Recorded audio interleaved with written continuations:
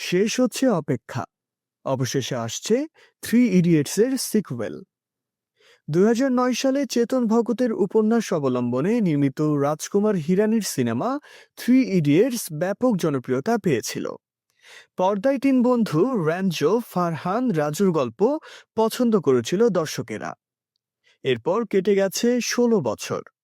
অনেকবারই সিকুয়েলের কথা শোনা গেলেও বাস্তব রূপ পায়নি। ভক্তদের অপেক্ষা শেষ হচ্ছে অবশেষে। ছবির অভিনেতা আমির খান নিজেই নিশ্চিত করেছেন থ্রি ইডিয়টস এর সিকুয়েল আসছে।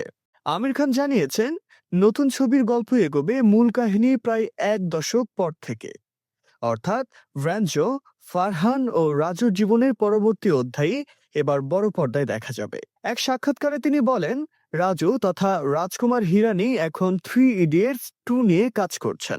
আমি গল্প শুনেছি, দারুণ লেগেছে।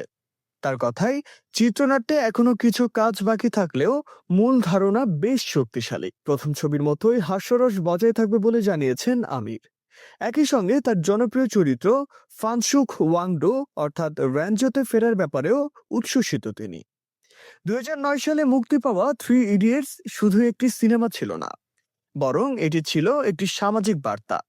ভারতের শিক্ষা ব্যবস্থা, বন্ধুত্ব ও নিজের স্বপ্নকে অনুসরণ করার গল্প দর্শকদের হৃদয়ে জায়গা করে নেয়। ছবিতে আমির খানের পাশাপাশি অভিনয় করেছিলেন আর মাধবন, শারমান জোশী ও কারিনা কাপুর।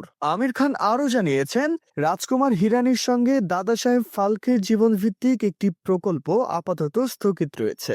পাশাপাশি উদ্যোক্তা অশনির প্রভারকে নিয়ে একটি বায়োপিকেও কাজের সম্ভাবনা রয়েছে বলে জানা গেছে।